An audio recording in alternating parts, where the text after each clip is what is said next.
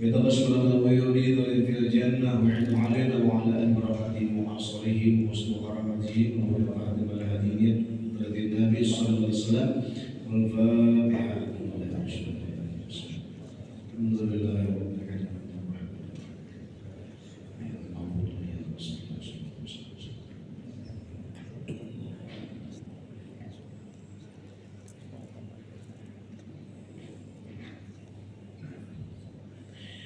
Assalamualaikum warahmatullahi wabarakatuh.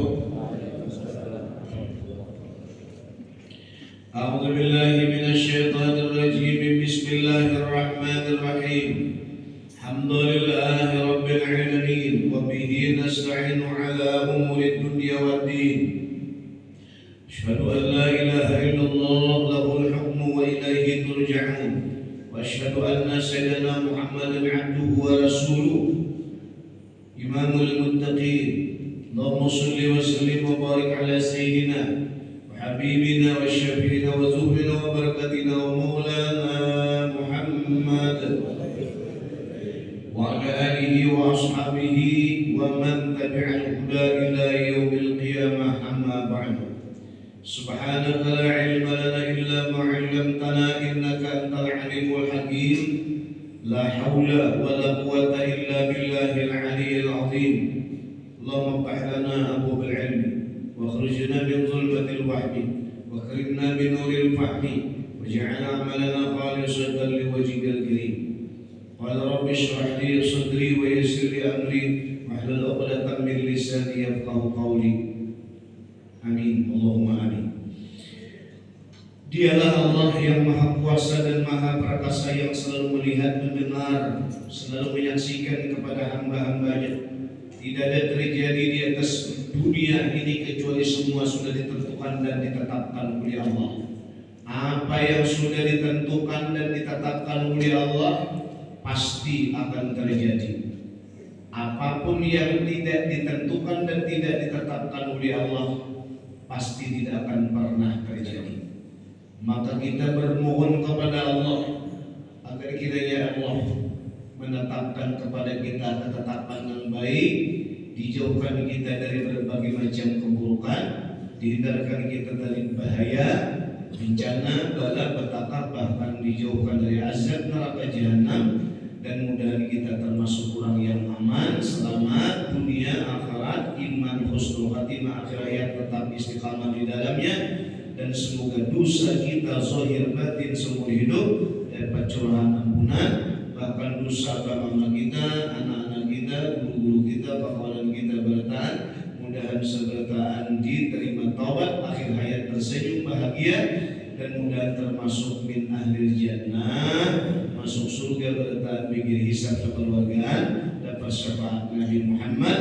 Amin ya Allah ya Allah ya Allah ya Rabbal.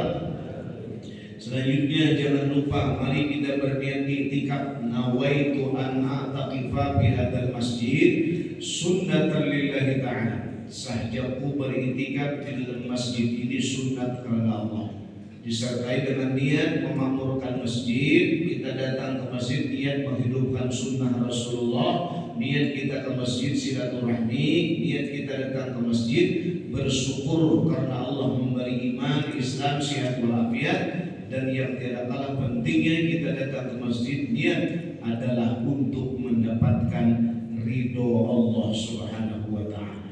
Hadirin jamaah salat subuh yang dimuliakan dan diberkahi oleh Allah.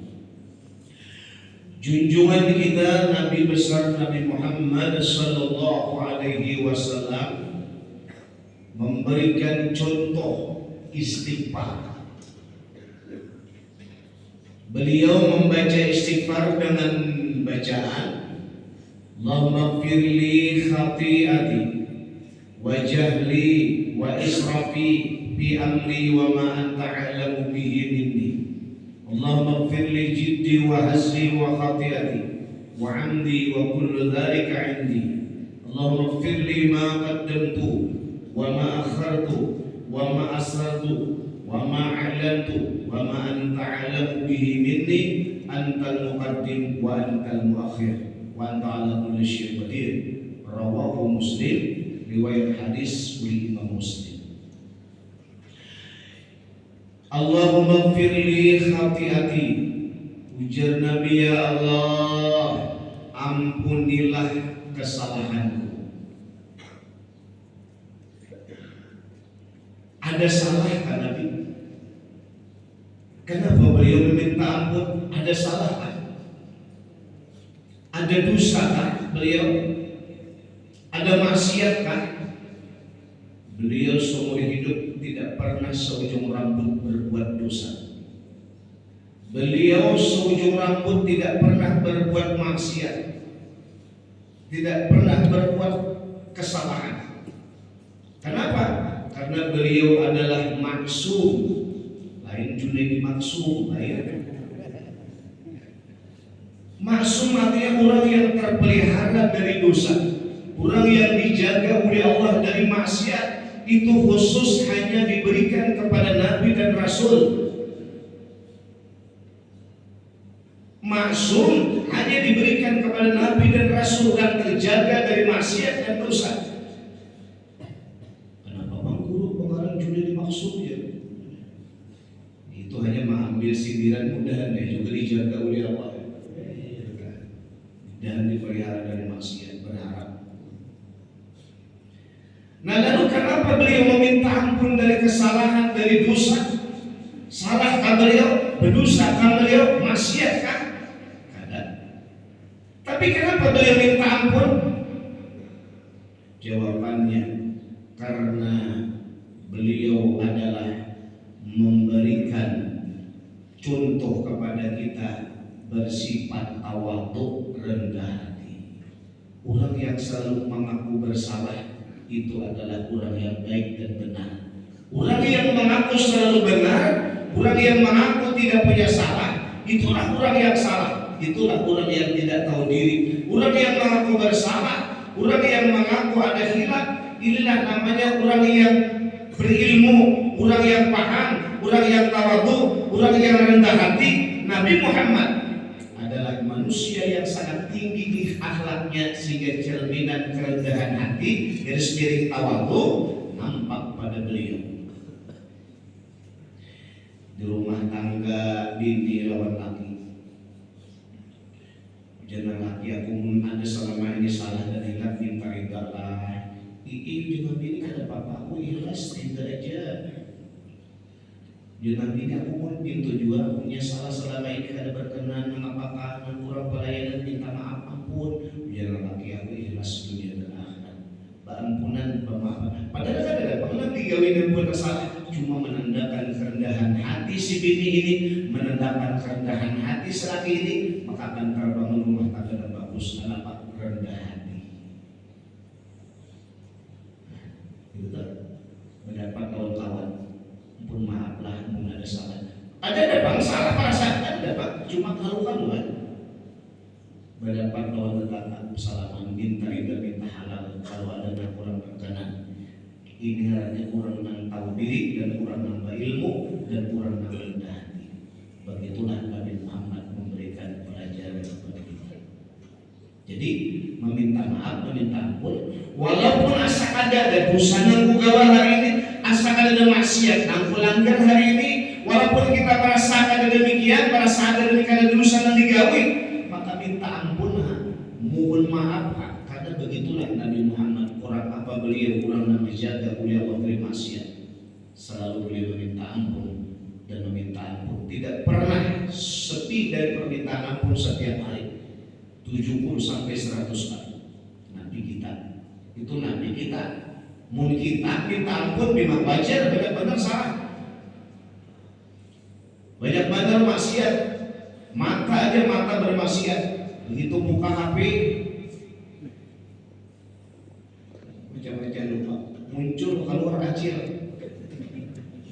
di HP itu maksiat. Aplikasi kan macam-macam, ini kan dapat cuma muncul timbul macam-macam. Nah, di HP ini mudah benar bermaksiat. HP ini bisa membawa ke surga, bisa membawa ke neraka. Harus jadi barang ya. Artinya banyak dosa mata, apalagi banyak berjalan, muter-muter di mall, macam-macam yang dilihat ya. Maksiat lagi. Pakaian-pakaian yang ada pantas, pakaian-pakaian yang pendek. Di mall tuh kan di mana-mana, paha kelihatan kayak pohon pisang dikuyak. Apakah itu ada maksiat? Jadi banyak banget dosa itu baru dosa mata. Belum dosa mulut dengan kata-kata, belum dosa telinga, belum dosa tangan, belum dosa kaki melangkah kepada buruk maksiat atau sia-sia, belum dosa hati, dendam, amarah, dengki, tidak sabar, tidak ikhlas, tidak ridha, tidak tawakal, hubud dunia, ambisi, tamak, serakah, penuh hati dengan maksiat. Itu kita. Nah, kita ini banyak berbuat dosa. Makanya kurang tahu diri, kurang selalu merasa dan mengaku berdosa, lalunya memohon ampun.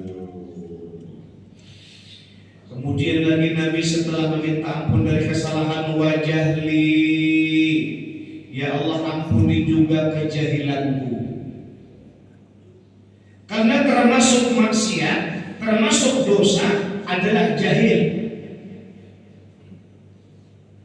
Jahil, bahasa orang Banjar, bungul, lebih bungul, bubungulan, itu maksiat.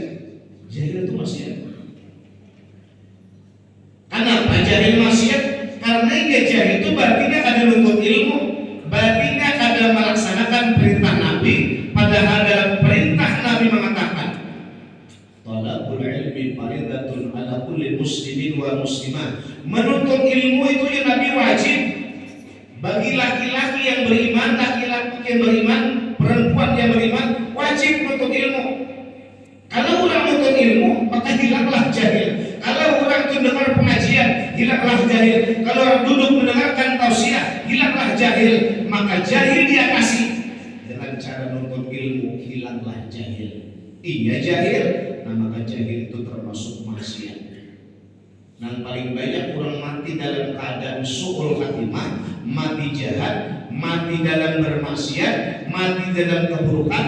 Min ahli nar, orang yang mati su'ul khatimah itu ahli neraka adalah jahil, bodoh. Sehingga aja Nabi, yang paling banyak dalam neraka itu adalah orang yang miskin. Yang paling banyak dalam neraka adalah orang yang miskin. Sahabat bertanya, ujar sahabat, kada bisi harta kayaknya ya Rasulullah? Banyak ya Nabi. Kada bisi duit kayaknya ya Rasulullah? Di bank mana-mana aja ada. Bank BCA, bank Kaltim, bank BNI, banyak duitnya. Kada bisi rumah ada. Kada bisi tanah ada. Tapi kau katakan ya Rasul, yang banyak dalam neraka itu orang miskin. Apa itu ya Rasul? Ujar Nabi, miskin ilmu. Miskin ilmu ujar Nabi, jahil. Jadi kita mendengarkan pengajian, duduk di majelis, mendengarkan orang ceramah, itu adalah untuk menghilangkan dosa jahil, maksiat, kebodohan. Karena dengan bodoh orang akan juga bermaksiat. Satu maksiat, dosa bodoh, nah kedua tak gawe pula maksiat, dua dosanya. Gara-gara jahil orang akan menyekutukan Allah. Gara-gara jahil dia musyrik, menjadi orang yang menserikatkan Allah. Banyak terjadi demikian. Contohnya orang jahil akibatnya musyrik menyekutukan Allah. Aku ini buatnya yang sudah macam-macam usaha dia, sudah berbagai macam melakukan, tapi hasilnya nang kayak gini aja, ada perubahan. Sekarang aku ini terserah nang di atas saja nih. Aku ini sekarang terserah nang di atas. Hujan burung aku di atasnya juga. Terserah nang di atas. Cacat di atas juga. Ini kata-kata nih, aku terserah nang di atas. Ini tertanam dalam keyakinannya, tapi dia meyakini bahwa Tuhan itu di atas. ilmu tauhid, ilmu ketuhanan. Allah itu la mahalata, ia tidak bertempat, ia tidak di atas, ia tidak di bawah, ia tidak di kiri, ia tidak di kanan. La mahalata, Allah Tuhanku, ia tidak bertempat. Kalau bertempat di atas misalnya, berarti kalau bertempat itu sama dengan makhluk. Sedangkan Allah bukan makhluk.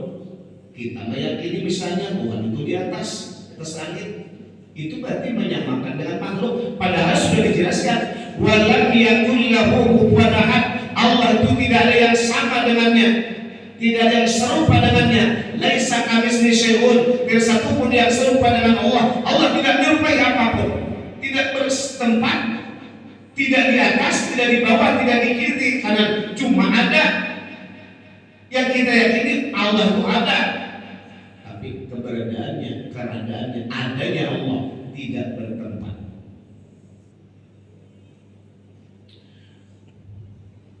Nah, kalau yang meyakini di atas itu berbahaya, bisa menyekutukan Allah, menyamakan dengan makhluk, namanya musyrik.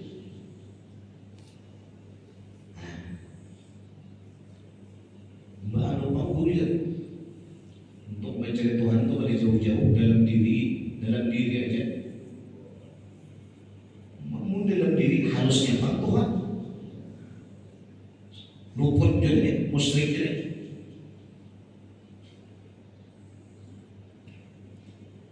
Kata-katanya dalam diri artinya renungi diri betul. Ada tangan bergerak, ada batis melangkah, siapa itu mengatur kuasa Allah Ta'ala. Macam itu bujur aja. Artinya menandakan Allah yang kuasa, Allah ada, berada dalam diri pun gitu. Ini nih masukan jahil dengan gara-gara yang ada menuntut ilmu sehingga keyakinannya salah, yang berakibat menyekutukan Allah, berkeyakinan Tuhan di atas atau Tuhan dalam diri atau Tuhan ada di mana-mana. Luput juga dari ilmu tauhid. Tuhan ada di mana-mana. Itu sesat, itu keyakinan. Terus yang benar Allah itu tidak sama dengan makhluk, ia tidak bertempat. Sudah, otak kita kadang mampu lagi menjangkau seperti apa?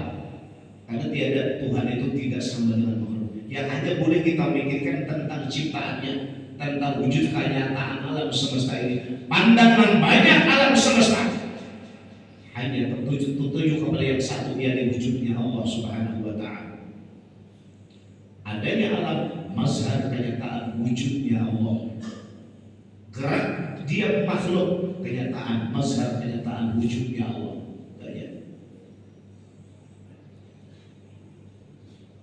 Dan kita kembali, Nabi meminta ampun kepada Allah dari kejahilan. Jahil kan Nabi? Bungul kan Nabi? Nabi adalah orang yang patanah. Beliau adalah cerdas, sidik, amanah, tabligh, patanah, pintar, hebat orangnya. Tapi beliau meminta ampun, ya Allah, minta ampun atas kejahilan. Padahal pintar. Nah, inilah orang nambah ilmu itu macam itu. Karena bila orang itu merasa dan mengaku pintar, bungol itu orang. Bila orang itu mengaku jahil, bodoh, bungol, itu pintar tuh. Merasa pintar, bungol tuh. Merasa bungol, ini pintar, orang yang mengerti hakikat dirinya.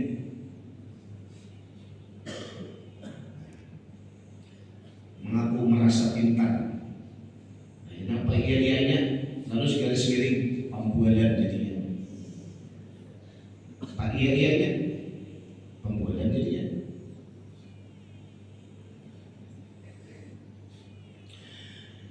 Kemudian Nabi lagi meminta ampun. Dua sudah minta ampun dari kesalahan. Satu, nomor dua minta ampun dari kejahilan. Nah ketiga, wa israfi bi amri. Ya Allah, ampuni dari berlebih-lebihan dalam perbuatanku ya. Berlebih-lebihan dalam perbuatan. Minta ampun ya Allah. Karena termasuk salah, termasuk maksiat, termasuk dosa, berlebih-lebihan dalam perbuatan. Contohnya macam ini, berlebihan dalam perbuatan. Kalau kita berwudu, ketika kita menggunakan air, kita membasuh muka, telapak tangan kita menanai air. Begitu telapak tangan sudah penuh dengan air, kita basuh muka. Sementara keran dibuka dengan pol. Air itu banyak yang dipakai untuk basuh muka dalam wudu atau banyak yang tumpah ke bawah? Banyak mana? Basuh tangan. Tiga basuh tangan. Telapak tangan penuh air, basuh tangan kanan, tangan kiri. Banyak air yang digunakan basuh tangan kanan kiri atau banyak yang tumpah? Basuh kepala, nyapu kepala. Berapa sih menggunakan air ketika menyapu kepala itu? Banyakkah? Banyak yang ketumpahkah? Air terus mengalir. Yang digunakan untuk basuh kepala dikit aja. Lain mandi aja kayak gayung, imbir. Ini wudu di masjid. Basuh telinga, banyak kamu menggunakan air basuh telinga. Ada, sementara air terus mengalir keluar. Demikian juga betul basuh batis, air terus mengalir. Apakah itu ada berlebihan air?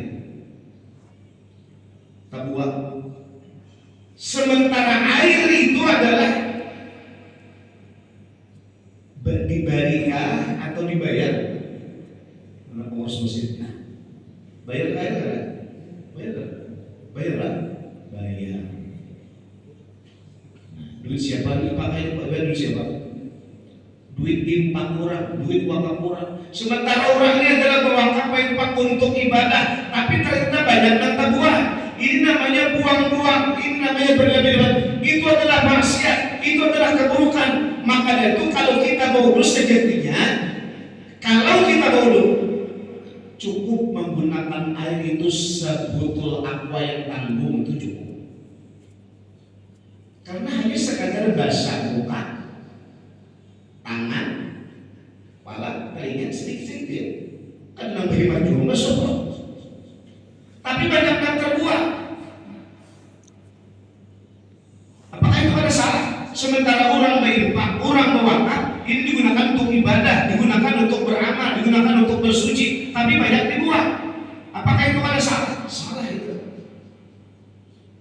Lalu, maka dari itu kita harus bijak dalam berwudu itu, walaupun itu ibadah dalam wudu. Maka kalau kita buka keran, sedikit aja bukanya. Hanya sekadar untuk suci berwudu, lain untuk basuh mobil, lain untuk kita mandi. Hanya sekadar bersuci basuh muka tangan sedikit, maka bukanya sedikit aja, buka kerannya sedikit, sehingga air kada banyak terbuang. Maka bila air kada banyak terbuang, pengeluaran pembayaran listrik juga ada banyak, sehingga dananya bisa dialihkan kepada pengeluaran yang lain. Ayo Bapak Ketua, cocok ya Pak? Lebih hemat. Cocok ya Pak?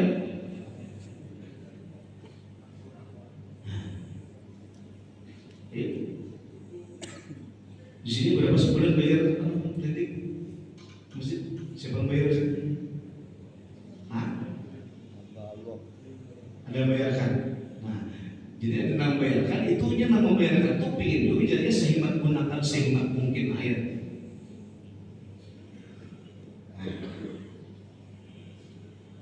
Aduh, aku kan ada wudu di masjid, aku kurang wudu di rumah, air kujuan, duit kujuan aku bayarkan. Yang mencari aku kurang, terserah gue, nak banyak kan, nak sedikit kan, pun kujuan, mengarah si acil ini. Allah menyebut Al-Quran, wala tubadzir tabdzira, innal mubadzirina kanu ikhwana syayatin. Jangan kau buang-buang harta, karena orang mubazir itu buang harta. Orang yang mubazir adalah saudaranya setan. Setan tempatnya di dalam neraka. Kenapa kawan setan kan? Tetap terwujud itu. Jadi Islam agama kita menuntun ekonomis lebih hemat. Jadi jangan lagi lagi menggunakan air untuk dosa bos. Di manakah wudhu? Di manakah? Karena ini urusan ibadah. Wudhu ini urusan ibadah. Harus sesuai standar tuntunan agama, standar sesuai tuntunan yang benar. Nabi kan belajarin sampai demikian bunuhkan air banyak dikit aja.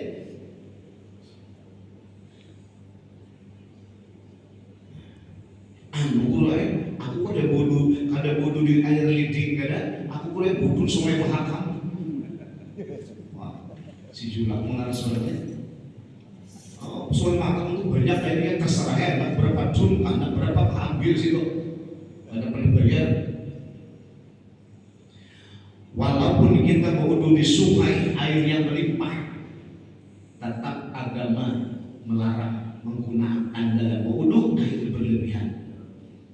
Secukupnya aja. Makanya Nabi, ya Allah, ampuni aku ya Allah atas berlebih-lebihan dalam perbuatanku ya Allah. Karena berlebihan itu kada baik. Berlebihan pakaian kada baik. Pakaian dalam lemari banyak pesusun pakaian, soal baju macam-macam, pakaian banyak nak kada terpakai. Berlebihan halnya. Agama melarang demikian. Secukupnya aja pakaian. Untuk undangan, untuk di rumah, untuk ke kantor, untuk bekerja, secukupnya, jangan berlebihan. Kebanyakan pakaian. Nah, jadi perlu diperiksa pakaian yang bukan lemari mana, pakaian yang kita pakai, berlebihan yang kita pakai, ambil. Bahwa kalau ngeri bungkus sedekahkan dengan orang fakir miskin antara kampung ke kampung. Betapa senangnya mereka, betapa gembiranya mereka diberikan pakaian. Alhamdulillah, terima kasih dia diberi pakaian. Orang Rasul senangnya. Mun sudah mati hanya disedekahkan, malas orang memakai bekas orang mati juga. Sudah mati jadi sedekahkan. Jadi kalau ada sedekah itu sebelum mati. Sudah mati bersedekah. Pertama sedikit pahalanya murah nilainya. Jadi kalau belum sedekah itu lagi hidup.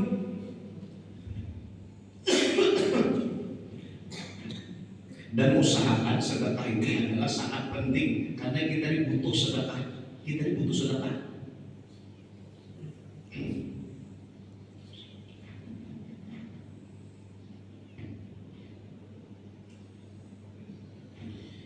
Ada orang yang menerima itu, ada orang yang menerima sedekah itu. Mana butuh sedekah?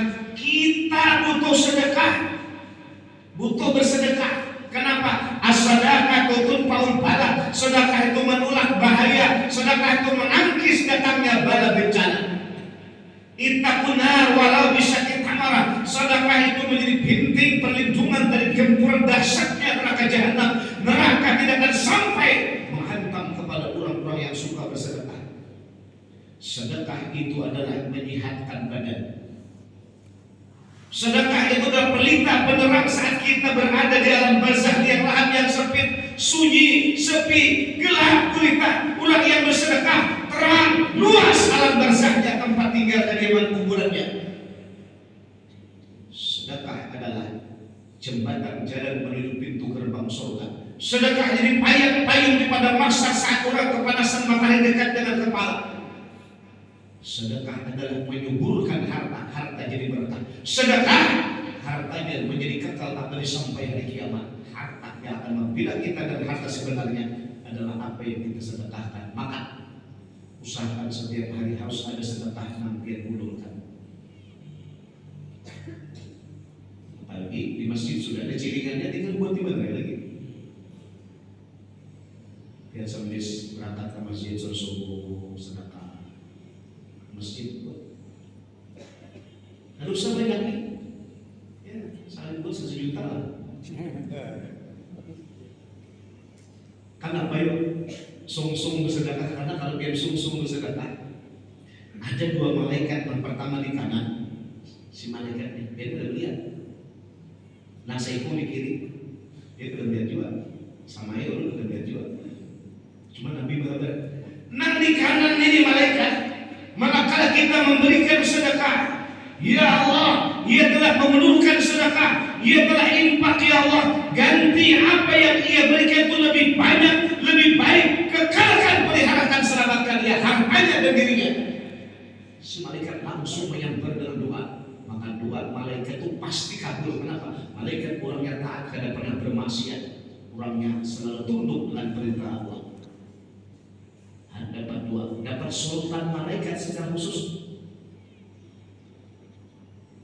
Nah sebelah kiri Pak, sebelah kiri yang melihat jadi bila ada minta mencari-cari kantong ya, lalu komentar dia berdoa langsung sebelah kiri malaikat, malaikat kata lihat ini bersedekah ya Allah, binasakan, habisakan aja, bangkrutakan dia tuh kan, bangkrutakan aja usahanya, rezekinya sempitakan, binasakan hartanya. Jadi orang-orang yang bersedekah itu lebih baik. Nabi itu orang yang suka bersedekah, tidak akan pernah miskin gara-gara bersedekah, tidak akan pernah melarat gara-gara bersedekah, malah sebaliknya subur hartanya dijaga, dipelihara oleh Allah. Dan itulah harta kita yang sebenarnya yang sampai hari kiamat akan menyelamatkan dan membela kita. Makanya siapa bilang harta akan dibawa mati? Kita sering mendengar, oh kita buatnya masalah harta ini kan dibawa mati juga. Hanya sekali kapan juga buatnya kali mati. Oh, harta dibawa mati. Jangan sampai kali mati uyuh-uyuhnya mencari tumbang balik manusia. Kali dibawa mati ruginya. Harta dibawa mati. Kayak bulu harta dibawa mati. Apabila kita wakafkan, bila kita infakkan, bila kita sedekahkan, itu harta dibawa mati namanya. Sugih dikubur, sugih di akhirat. Kenapa? Iya, dibawa mati, diinfak, zakat dan sedekah dia berikan. Itu berarti hartanya dibawa mati. Nah, jadi biar silahkan mencari sebanyak-banyaknya, sesugih-sugihnya. Mudahan semua dalam masjid sugih berkah. Anjangan ini.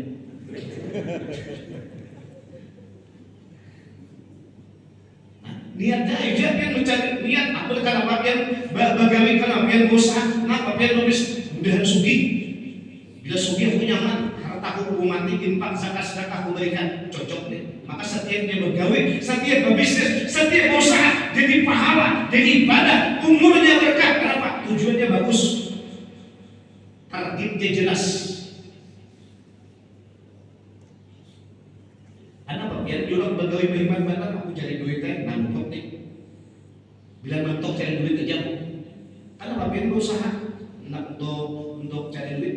Nah ini mentok di situ put nih. Kalau dicari kurang Pak. Kenapa? Biar kalau cari duit untuk dulu mati. Caranya biasa infak sedekah. Jadi jangan kadang sedekah tiap hari sedekah. Kemana sedekah?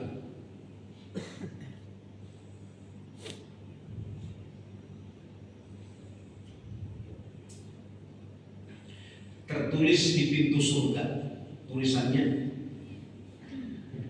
anta muharramun li kulli bakhilin wa aqilin walilaih, dilarang masuk surga orang yang durhaka kepada orang tua dan orang yang pelit, orang yang tidak mau bersedekah. Tidak boleh masuk surga. Jadi kenapa masuk surga? Jalannya diantaranya suka bersedekah. Yakini kita ini butuh dengan pengeluaran sedekah. Bukan kita minta dari masa kita nggak bersedekah. Butuh kita ini dengan memberikan sedekah.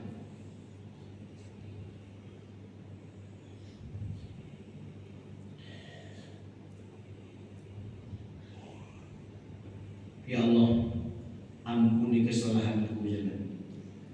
Ampuni kejahilan, ampuni berlebih-lebihan dalam perkara, berlebihan perkara, apapun perbuatan berlebihan makan kada baik, makan makanan berlebihan sampai berbersihan kebanyakan, jangan diberikan, disimpan menyimpannya akhirnya bersih, juga diberikan. Berlebih-lebihan, apalagi berlebihan tempat tinggal, kediaman juga tidak bagus.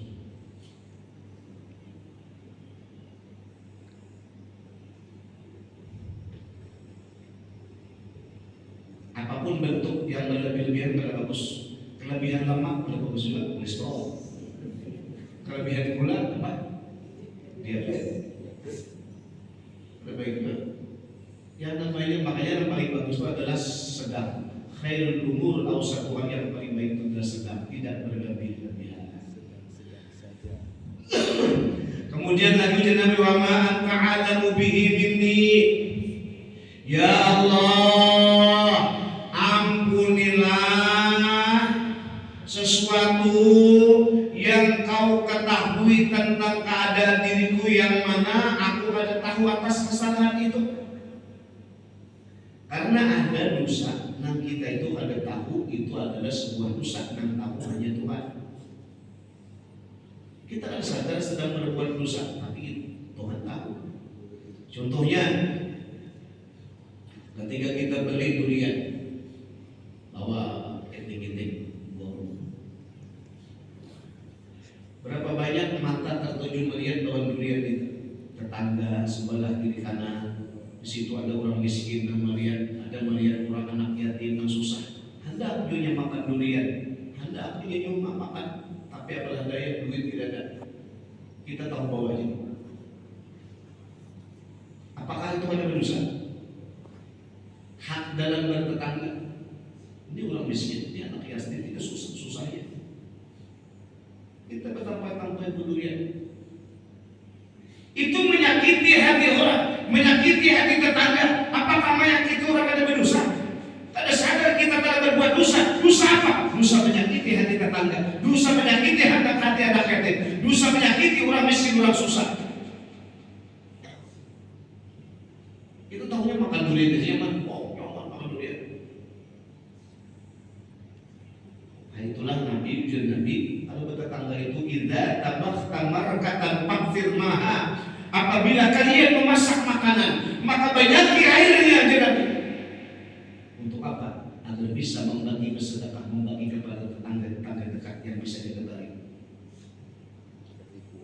Nah, artinya dengan tetangga itu peduli. Kita kalau mau memberi, nah kayak apa supaya jangan kaya tingginya. Nah kita bawa nih.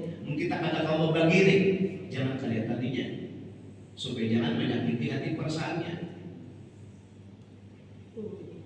Gara-gara zalim itu orang kena kau masuk surga, terhambat masuk surga. Kenapa? Karena digajar oleh zalim. Apa zalimnya? Menyakiti hati tetangga, menyakiti hati jiran. Nabi Yakub dihukum, diazab oleh Allah, dipisah dengan Yusuf alaihissalam. Yusuf abahnya adalah Nabi Yakub.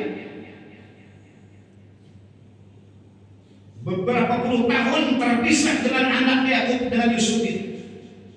Yusuf dibuang ke dalam sumur, sehingga Nabi Yakub ini menangis siang dan malam, siang malam menangis. Sampai mata Nabi Yakub dibuka matanya karena menangis dan menangis sedih berpisah. Hal anak hilang. Dihukum kenapa? Penyebabnya riwayat mengatakan dihukum oleh Allah demikian karena dia menyakiti tetangga, memasak makanan. Lalu bau makanan itu sampai menyebelah rumah, sementara sebelah rumah ada anak yatim, mencium bau masakan itu. Nah, kemudian ada berbagi. Kan tahu juga Pak, ada orang sebelah, ada yatim, ada orang susah. Akibat hal yang demikian, maka dihukum oleh Allah dengan dipisah dengan putranya Nabi Yusuf sampai menangis siapa dan sampai buta matanya. Jadi bisa dosa itu dengan tetangga kita ada merasa. Bisa dosa dengan kawan. Nah, maka itu ya Allah, ampuni dosa yang aku pada tahu ya.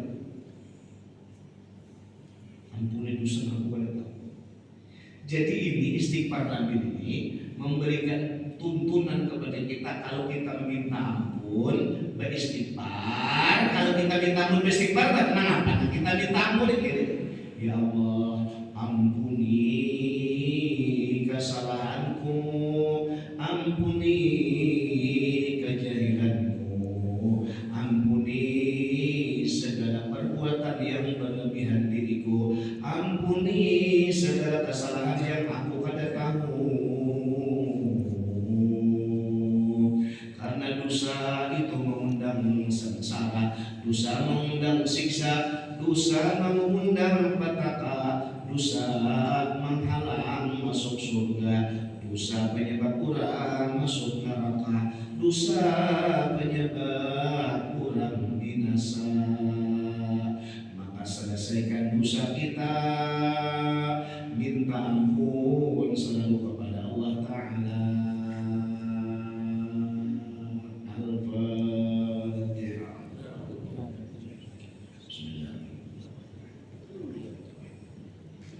Iyyaka na'budu wa iyyaka nasta'in. Shiratal ladzina an'amta 'alaihim ghairil maghdubi 'alaihim. Mari kita beristighfar, mohon ampun kepada Allah. Sudah terlalu banyak umur kita terbuang kepada yang sia-sia, bahkan kepada perbuatan maksiat. Sudah terlalu banyak nikmat Allah kita gunakan untuk berbuat dosa. Mata nikmat Allah, tapi mata kita gunakan berbuat maksiat. Mulut nikmat Allah, tapi mulut dengan mulut kita berdosa, menggibah orang. Mulut juga penuh dengan dosa. Mata, telinga pun juga nikmat Allah, bisa mendengar, tapi dengan telinga kita mendengar yang haram. Kaki adalah nikmat dari Allah, enak berjalan ada kaki, tapi kaki berjalan menuju melangkah kepada maksiat. Tangan adalah nikmat yang sangat nyaman, indah, tapi dengan tangan ada berbuat yang tidak baik, maka anggota batang tubuh kita penuh dengan lumpur-lumpur dosa. Maka oleh karena itu, mari kita mohon ampun kepada Allah Subhanahu wa Ta'ala. Wahai Allah, ini adalah hamba-hambamu berkumpul berjamaah mengharapkan kucuran hujan ampunan dari-Mu ya Allah. Jangan dibiarkan kami berada dalam lautan dosa. Kami mengaku memang banyak dosa yang tiada terhingga. Hanya Engkau yang tahu atas dosa-dosa kami. Maka basuhlah dosa-dosa kami dengan curahan ampunan dari-Mu. Kami tidak akan sanggup menyandang konsekuensi azab dan siksa akibat dosa. Kami tidak akan mampu menerimanya akibat azab dan siksa akibat dosa yang pernah terjadi semasa hidup di dunia. Maka basuh dosa-dosa kami dengan ampunan. Wahai Allah, inilah istighfar kami. Astaghfirullah Rabbal baraya. Astaghfirullah minal khataya. Astaghfirullah al-baraya. Astaghfirullah minal khataya. Astaghfirullah rabbal baraya. Ampuni semua yang hadir saat ini ya Allah. Siapapun yang datang membuat dosa di tempat ini, tempat yang mulia, maka basuhlah dosa-dosanya dengan rahmat kasih sayang ampunan. Siapapun yang datang ke tempat ini membawa maksiat, kecuali disucikan maksiat-maksiat dalam dirinya. Siapapun yang datang membawa salah hilang sepanjang hidupnya, jangan dibiarkan kecuali terima taubat-taubatnya. Bukankah Kau berjanji yang mohon ampun akan diampuni? Kau berjanji yang mohon maaf diberikan kemaafan. Kau berjanji yang bertaubat diterima taubat-taubatnya. Maka curahkan ampunan sehingga kami pulang meninggalkan masjid ini. Berdiri suci jiwa-jiwa kami dengan ampunan-Mu ya Allah. Ampuni kami ya Allah. Kami tidak sanggup menyandang azab-Mu yang hebat dan dahsyat. Kami tidak kuat menyandang azab-Mu yang begitu hebat akibat dosa. Maka ampuni kami ya Allah. Astaghfirullah minal khataya. Astaghfirullah rabbal baraya. Astaghfirullah minal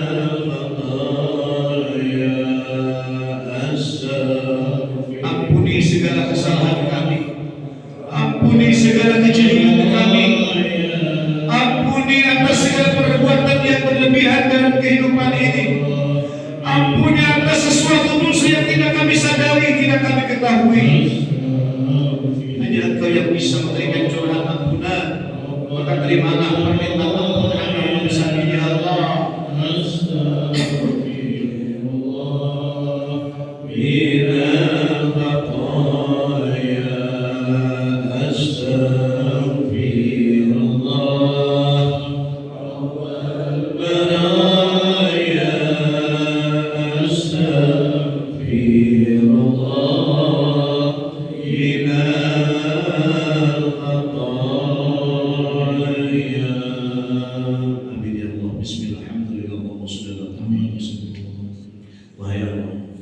Jangan biarkan kami terlena, terbuai di dalam dosa. Usia kami semakin hari semakin berkurang. Ajal pasti datang menimpa kepada setiap orang termasuk diri kami. Kami takut jika maut datang tiba-tiba kami masih berada dalam lautan dosa. Kami takut jika ajal datang menghimpit kami masih di dalam keburukan. Kemanakah lagi kami harus mohon ampun hanya kepadamu. Kami mengemis mengadahkan kedua belah tangan meminta hanya kepadamu. Terimalah taubat kami ya Allah. Jadikan taubat kami taubatan nasuha qabla al-maut. Nas'aluka taubatan nasuha qabla al-maut. Nas'aluka taubatan nasuha qabla al-maut. Tidak ada orang yang lolos dengan kematian. Mati pasti datang. Kami takut jika maut itu datang kami masih tenggelam dalam lautan dosa. Maka basuhlah seluruh dosa-dosa kami. Bukankah ampunanmu lebih luas daripada dosa yang kami miliki? Bukankah kemahamanmu lebih banyak daripada keburukan yang kami punyai? Maka ya Allah, setelah meninggalkan tempat ini, sucikan diri kami, beningkan jiwa kami, terima taubat-taubat kami. Kami pulang dalam keadaan suci bersih seperti anak yang terakhir ke alam dunia. Ya Allah, nas'aluka taubatan nasuha qabla al-maut wa rahmatan indal maut wa maghfirah ba'dal maut. Allahumma hawwin 'alaina fi sakaratil maut. Hawwin 'alaina fi sakaratil maut. Hawwin 'alaina fi sakaratil maut. Wa najata minan nar. Selamatkan kami dari dahsyatnya azab neraka. Wal aqwa indal hisab.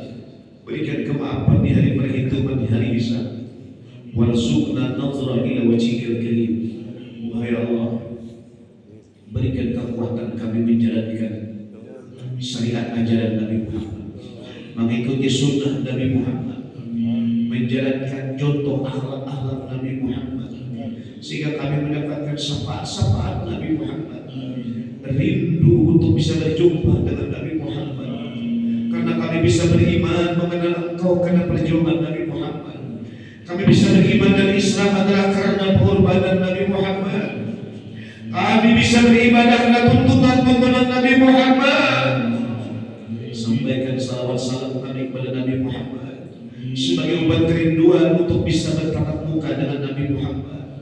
Tidak layak memang kami menatap paut wajah Nabi Muhammad karena mata kami penuh dengan dosa. Tidak pantas tangan kami untuk berjabat tangan dengan Nabi Muhammad karena tangan kami penuh dengan maksiat. Tidak layak jasad kami yang penuh dengan dosa untuk berpelukan dengan Nabi Muhammad. Tapi ya Allah, dengan kasih sayang rahmat, pertemukan kami dengannya, bisa merangkul menjadi tangan dengannya dan mendapatkan syafaat Nabi Muhammad. Salawat salam untuk Nabi Muhammad supaya bisa jalan untuk bertemu dengan Nabi Muhammad. Sallallahu ala Muhammad, sallallahu alaihi wasallam, sallallahu ala Muhammad, sallallahu alaihi wasallam, sallallahu ala Muhammad. Salawat-salam untuk Nabi Muhammad. Ya Allah, pertemukan kami dengan Nabi Muhammad walau hanya sekejap di mata. Pertemukan kami dengan Nabi Muhammad Walau hanya dalam mimpi Allah alaihi wasallam, ya Nabi salam alaika, ya Rasul salam alaika, ya Habib salam alaika, salawatullah alaika, sallallahu alaihi. Salawat salam untuk Nabi Muhammad. Kau ampuni dosa kami berkat salawat salam kepada Nabi Muhammad. Kau terima taubat kami berkat salawat salam kepada Nabi Muhammad. Kau maafkan salah yang kami berkat salawat salam kepada Nabi Muhammad. Sallallahu alaihi wasallam, ya Habibi ya Muhammad, ya Arusal Khafi Qaidi, ya Muhayyam ya Muhajjad, ya Imam al-Qiblataini, sallallahu ya Allah. Jadikan kami orang yang mendapatkan syafaat Nabi Muhammad, sehingga terbebas dari azab neraka, selamat dunia selamat akhir berkat Nabi Muhammad. Salawat salam untuk Nabi Muhammad, ya Allah. Berikan perjumpaan kami dengan Nabi Muhammad sallallahu alaihi wasallam. Salatu wassalamu alaika ya Rasulullah, salatu wassalamu alaika ya Habibullah, salatu wassalamu ya Nabi Allah, wa ala alikum wa ashabikum ajma'in. Ya Allah, beri kesempatan kami untuk senantiasa datang bersimpuh ziarah ke makam Nabi Muhammad Madinah Al-Munawwarah. Wahai Allah, Allahumma yassir lana Makkah wal Madinah bi barakat sayyidina Muhammadin sallallahu alaihi wasallam. Sallallahu alaihi wasallam. Alhamdulillahi rabbil alamin. Subhanaka wa bihamdika asyhadu an la ilaha illa anta astaghfiruka wa atubu ilaik. Ampun maaf lebih dan kurangnya. Billahi taufiq wal hidayah wa billahi hidayah. Assalamualaikum warahmatullahi wabarakatuh. Ya